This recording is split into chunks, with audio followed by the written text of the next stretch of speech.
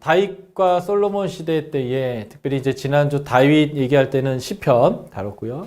지금 솔로몬 시대 때 하나님의 나라가 세워진 시점이죠. 그 하나님 나라의 영광이 가장 충만한 그때에 지혜 문학이 꽃 피우게 됩니다. 이제 우리가 볼 아가서, 잠언, 전도서, 욥기들이 편집 연대가 좀 뒤로 밀리는 것들이 꽤 있어요. 최종적으로 책으로 나온 거는 그렇다 치더라도 이런 지혜 문학이 가장 꽃피던 시절은 바로 이 다윗과 솔로몬 시대다라는 입장에서 저는 이제 이 지혜 문학들을 이 앞부분에 두었다라는 거 좀 이해해 주셨으면 좋겠고요. 자, 아가서부터 한번 보겠습니다. Song of Song이죠. 노래 중에 노래인데요. 이 솔로몬의 노래 중에 노래인 아가의 아주 중요한 메시지는요. 창조 목적에 부합하는 진정한 사랑입니다. 첫 창조 때의 아담과 하와의 그 관계의 모습이죠. 그걸 통해서 설명하는 메시지다라고 보고요. 저는 그래서 결혼 안에서 남녀 간의 진정한 사랑을 다루는 그러한 책이 바로 아가서다라고 저는 보고 있습니다. 시로 하슈림, Song of Song, 노래 중에 노래인데요. 인류 역사상 최고의 지혜를 가졌던 솔로몬의 사랑의 논례다. 1장 1절 이렇게 나와 있고요. 그가 최고의 지혜를 가졌다. 이게 이제 열왕기상에 나오는 내용이죠. 열왕기상 3장 12절 포함해서 내 앞에도 너와 같은 자가 없거니와 내 뒤에도 너와 같은 자가 일어남이 없으리라 라고 했던 그 하나님의 최고의 지혜를 가졌던 솔로몬이 그의 청년기에 아마도 아가서가 기록되었을 것 같아요. 청년기에 아가서가 기록된 것 같고 말년에 그가 우상 숭배도 하고 하나님께 벌도 받고 그러면서 내가 먹을 거 다 먹어보고 해볼 거 다 해봤는데 하나님 없이 이런 것들은 아무것도 아니더라 라고 하는 하나님 없이 모든 것은 헛되다라고 하는 이 기록이 아마 말년에 기록됐을 것 같고 잠언서는 그의 중년기 왕성하게 그 영광스러운 왕위에 있을 때에 그가 이걸 기록하지 않았나 추정하는 거죠. 사실은 많은 학자들이나 사람들이 동감하는 내용인데 아가서는 청년기에 잠언은 중년기에 전도서는 말년기에 기록했을 거다 생각합니다. 자, 아가서의 내용을 네 가지로 나눌 수 있는데요. 일단 전반부의 두 개는 사랑과 결혼, 사랑이 시작되고요. 후반부는 연애 때가 좋죠. 결혼하고 나면 갈등이 있어요. 그러나 그 갈등 안에 하나됨, 성숙으로 나아가게 되죠. 그래서 참상을 이루어가는 과정, 결혼의 모습을 보여준다라고 보여주고요. 그래서 1장부터 3장 5절까지는 사랑에 빠지는 연애의 기간이고요. 3장 6에서 5장 1절은 사랑의 결실로서의 결혼을 맺는 내용이고요. 5장 2에서 7장 9절 전반부까지는 이제 갈등이 있는데 문제가 있는 거죠. 서로 다른 환경에서 다르게 살아왔던 사람들이 하나 되기 위해서는 반드시 이러한 문제 시간을 보아내게 되는 것 같아요. 그리고 결국은 사랑이 자라고 온전케 되는 이런 실제적인 사랑의 과정을 보여주는 책이다라고 볼 수 있겠습니다. 아가서를 해석해오는 관점들이 있는데요. 전통적으로는 알레고리라고 하는 풍류적인 해석을 가장 많이 해왔습니다. 그래서 솔로몬과 술람미 여인 간의 사랑을 유대교에서는 신랑 대신 여호와와 신부 대신 이스라엘의 관계로들 이해해 왔어요. 그리고 기독교에서는 그리스도와 교회 관계, 이제 에베소서에 나오죠. 에베소 5장에 보면 부부 관계를 여기면서 크도다 이 비밀이요 그리스도와 교회에 대해서 말하노라 하면서 기독교는 이것을 이렇게 이제 풍류적으로 이해해 왔는데 이런 해석도 저는 맞다고 생각하고 좋다고 생각하는데 제 입장은 이 입장이에요. 실제 남녀 간의 사랑의 노래로 보는 해석의 입장이죠. 아가서가. 그러나 이 그리스도와 교회의 그 결혼 관계적 모습은 이제 신약에서 나오는 것이 아니라 구약 때부터 늘 나왔던 부분들이기 때문에 호세아서도 그렇고요. 예레미야도 그렇고요.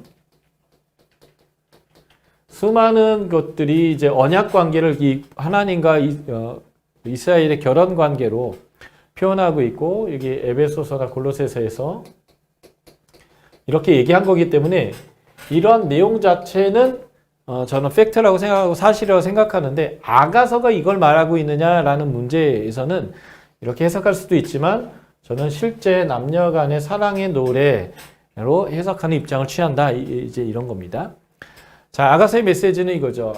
솔로몬과 술라민 여인 간의 실세에 있었던 사랑을 통해서 하나님의 창조 목적에 부합하고 온전하고 참된 남녀 간의 사랑을 노래하는 거다라는 것입니다. 원래 태초에 하나님이 남자와 여자로 창조하셨을 때는 한 몸으로 창조하셨습니다. 예.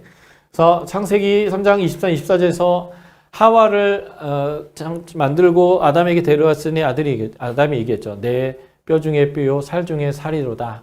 이게 이제 시로 되어 있는데, 내 안에 너 있고 네 안에 나 있다. 너와 나는 하나다. 뭐 이런 이제 표현인 거예요. 예.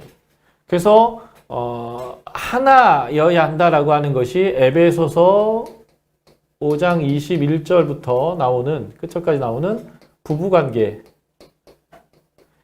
가장 중요한 모습이죠. 나뉠 수 없는 이제 하나다라고 하는 것인데, 근데 문제는 이거예요. 아담이 타락 후에 그 부부 관계가 깨어진 그 결과가 너무 비참했다는 거예요. 예, 벌거벗은 것을 부끄러워하지 않았더라. 이게 이제 아주 중요한 창세기 2장의 마지막 표현이거든요. 그런데 타락 이후에 즉각적인 반응, 첫 번째 반응이죠. 벌거벗은 것을 부끄러워했습니다. 성적 왜곡이 오기 시작한 거죠. 그리고 하나 됐던 부부가 깨어지기 시작했어요. 자신의 잘못이라고 얘기하지 않고 아담이 당신이 나에게 준 그 여자 때문이다 라고 하면서 책임을 떠넘겼고, 그래서 사랑의 관계가 하나됨이 내 살 중에 살이요 뼈 중에 뼈라고 하는 그 관계가 깨어진 것이 타락의 아주 중요한 모습입니다. 그래서 하와에게 준 벌 중에 하나가 남자를 원하게 되었다, 갈망하게 되었다는 거예요. 그래서 여자는 남자들을 지배할 때 어떻게 지배할까요?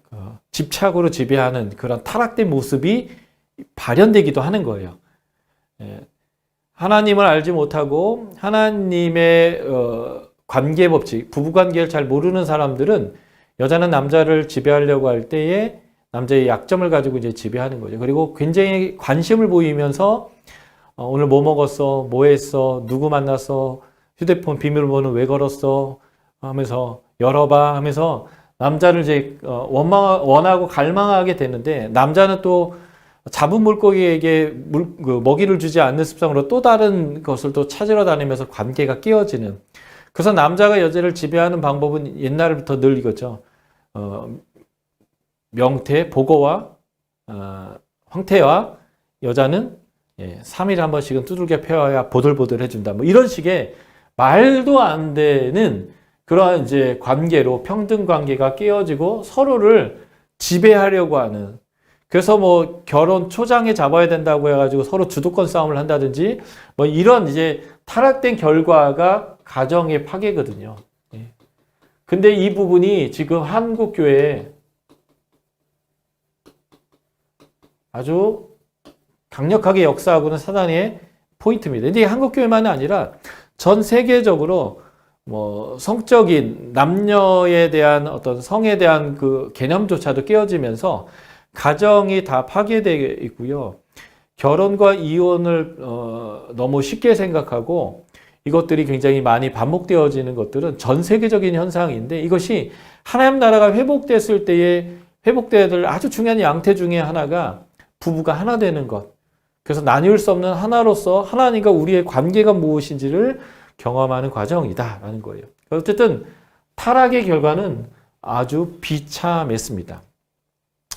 아가서는요, 아담의 타락 이후 남녀 간의 성적인 관계를 천시하거나 영적이지 않다고 보는 왜곡적인 시각들이요.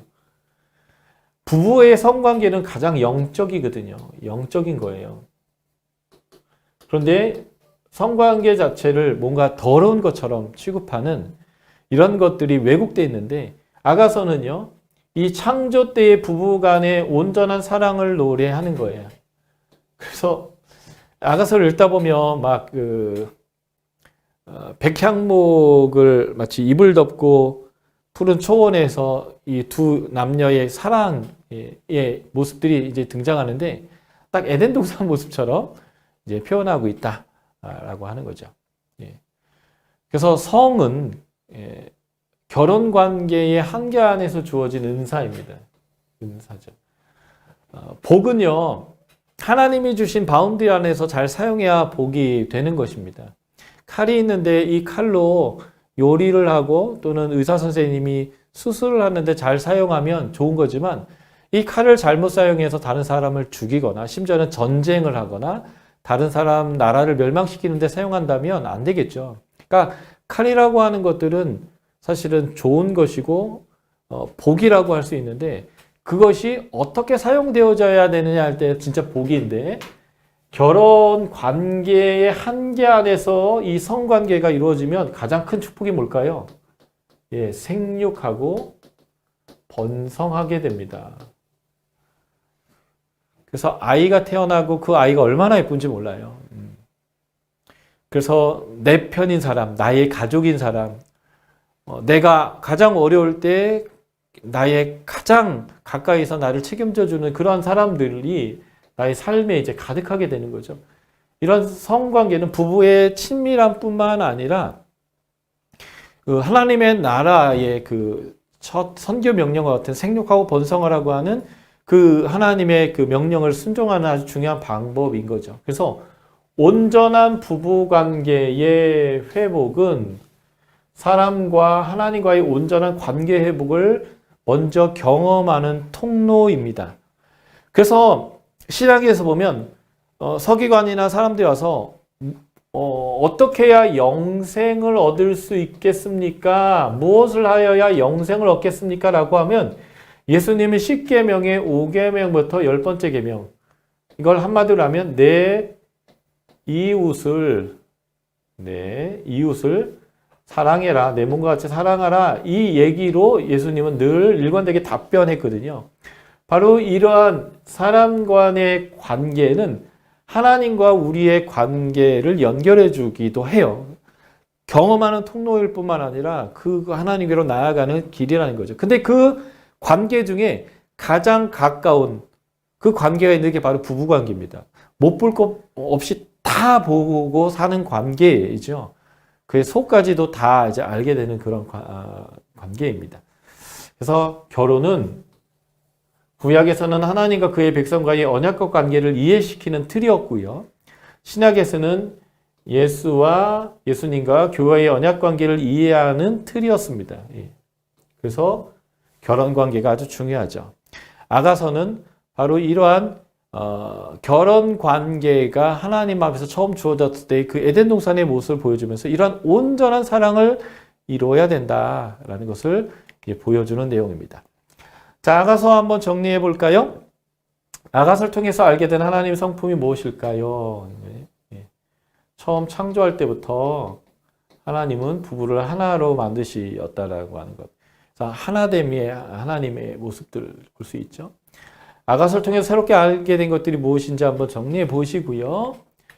그리고 결혼하신 부분들이 있다면 부부의 하나됨을 이루고 있는지, 이게 바로 하나님의 명령이기도 하고 하나님을 경험하는 통로이기도 하고 영생을 이루는 방법이기도 해요. 아내를 사랑하지 못하면서 하나님을 사랑한다는 말도 거짓말이고요. 남편에게 순종하지 못하면서 하나님께 순복하겠다라고 하는 아내의 말도 거짓말입니다. 그래서 하나님을 사랑한다면, 하나님께 복종한다면 뭘 해야 될까요? 부부의 하나됨을 힘써 이루어야 됩니다. 이것이 크도다 이 비밀이요 그리스도와 교회에 대해서 말한다라는 바울의 이제 얘기죠.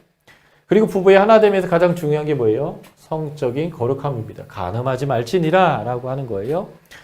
고린도전서에서 얘기하죠. 모든 죄는 몸 밖에서 짓는데 내 몸에 짓는 죄가 하나가 있다는 거예요. 그게 바로 간음입니다. 그래서 성적인 간음, 성적인 더러움은 부부의 하나됨을 깨는 죄예요. 그래서 예수님이 마태복음 19장에서 결혼은 하나님이 짝지어 주신 것이기 때문에 사람이 나눌 수 없는데 이혼이 가능한 유일한 사유가 하나가 있어요. 간음했을 때만 이혼이 가능하다라고요. 왜냐하면 이미 하나됨을 깨어버렸기 때문이다라는 거죠. 그러니까 간음하면 무조건 이혼하라는 얘기가 아니라 이혼 사유가 되는 유일한 것이 바로 이 하나됨을 깼던 간음이다라고 얘기하는 거죠. 당신은 성적인 거룩함을 유지하고 있는지, 이거는 기독교인에 있어서 단순히 도덕적인 거룩함을 얘기하는 게 아니라 하나님과의 온전한 일치와도 연결되어 있는 거다. 아가서를 보면서 여러분들이 적용해야 될 부분이 무엇인지, 결혼을 이제 아직 안 한 사람들은 앞으로 뭘 어떻게 적용해야 될지를 해도 좋고요. 이미 결혼한 분들은 어떻게 지금 내 부부의 관계 안에 적용해야 되는지 한번 살펴볼 필요가 있을 것 같습니다.